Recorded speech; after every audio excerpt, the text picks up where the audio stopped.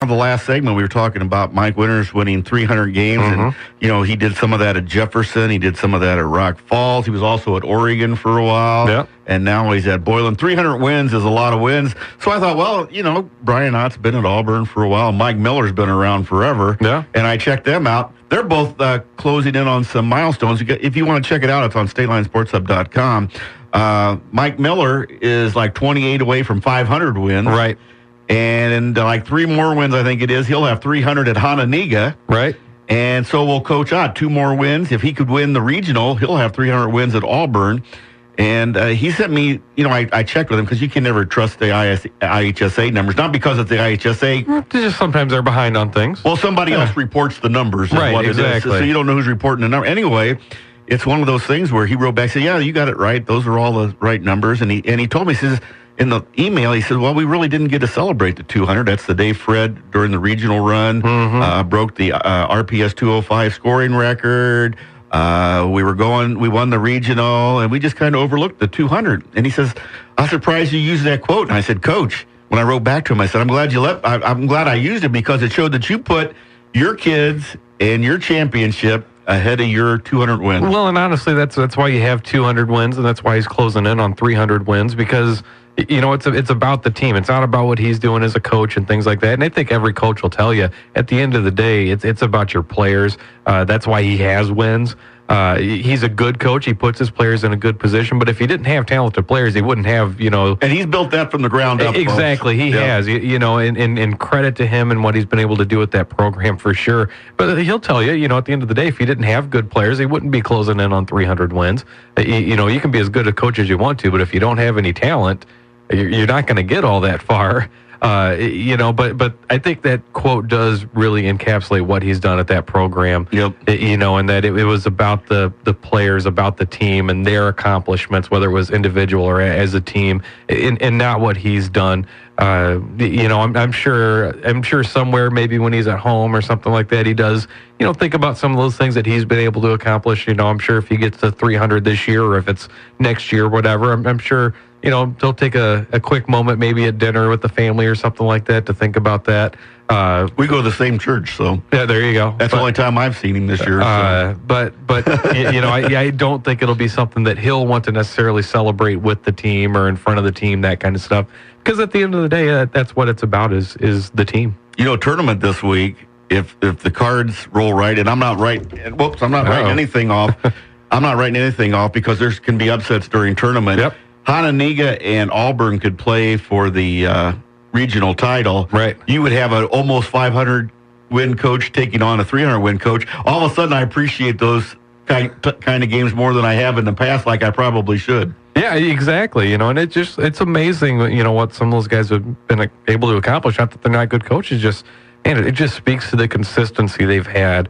And we were talking about it during the break. You look at Coach Miller, oh, my word. He's been coaching for so long, but he started so young. He's still not 24 years old. In the world of coaching, he's still not that old, No, he's not old in my book. Exactly. And so he's about Gordy Casper's age, I know. So depending how long he wanted to do this, and if he can keep having some good teams and things like that. I mean, you're talking about a guy that could end up going down as one of the winningest coaches in state history, if he stays in the state and all that kind of stuff. Right now, I think they list the top 50. They're tied at 49. It's like 528 or something like that. So he's getting close to at least making the top 50.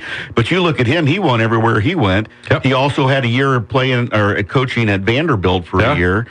Was at Elgin for a year. That's one I didn't know about. Yep. But he's going to win 300 games at Hononegah most likely. He's been to state twice. Once with Guilford. Yeah. And the other one with Galesburg. Won 30 games that year. And I mean, how impressive is that? And the impressive thing about all 3 coaches with all those wins, how do you do that? You go to state. They've all been to state. Yeah, exactly. And wins are wins, but yeah, the ones that start reaching those levels, you talk about Miller being in the top 50, which is just so impressive. Those are guys that are getting to state and going deep in the tournament, things like that. Because honestly, that's how coaches stick around at the end of the day. And you pick up those extra wins too. Exactly. Exactly. But it's just amazing. And you know what? The funny part is with Coach Miller, he probably don't. He knows his overall record, but he doesn't know the years and stuff like that. So we did a little bit of checking and stuff. And it's just, even their off years are better than some coaches' good years. Well, and again, that's how you start stacking up those wins because, this year, even though they're really playing well down the stretch here, I don't think it was a banner year necessarily record-wise for Hononegah. They're like 17-11. Yeah. They started out 2-4, but Max Miller and company, and he does that. He builds them. Right. But I mean, how many years? I mean, we've been so used to, Hononegah sitting at a 23-6, we take it for granted. 24-2 or whatever the case may be, and so he's had, a little bit of a down year record-wise this year, and they're still 17-11. There's schools that would kill for a 17-11 year right now. I know a lot of them. Exactly. And you look at those are 3 NIC 10 coaches, one from RPS 205, and then you look at the all-time leading coaches. The number 2 is Steve Goers. Yep. Who was at Boylan? Who was number 1, and if he was still going, he'd still be number 1. Yeah, he was a smart guy. He got out. Remember, he told us was it Pingatory? Yeah. That something happened. During his career, and he had to continue to coach. So. Yep. And then you got Dolph Stanley, who was at Auburn and at Boylan. Yep. They're both in there. So you look at the NIC 10; they have produced some great coaches in the state of Illinois. Yeah, it really is a good coaching place for high school in Illinois. Maybe not as many state titles as, the Chicago area, that kind of stuff. But great coaches. When you look at Goers, Stanley, the guys we got going now, like Ott, Miller, obviously winners. And Brandon right up there. Yeah, that was the one I was talking about, which we didn't look up while we were at it. But you look at Brandon Pearson, Sackmaster at East, Martinetti, who you had mentioned in the article as well. Yeah, he's like 250 almost wins, but it's hard to nail all those down. And I didn't get a chance to talk to him, but how impressive is that? Yeah, no, it's very impressive, and he's doing some good things at Guilford. It's yes, he is. Not necessarily showing up in wins and losses just yet, but you can tell on their competitive level that he's getting them there.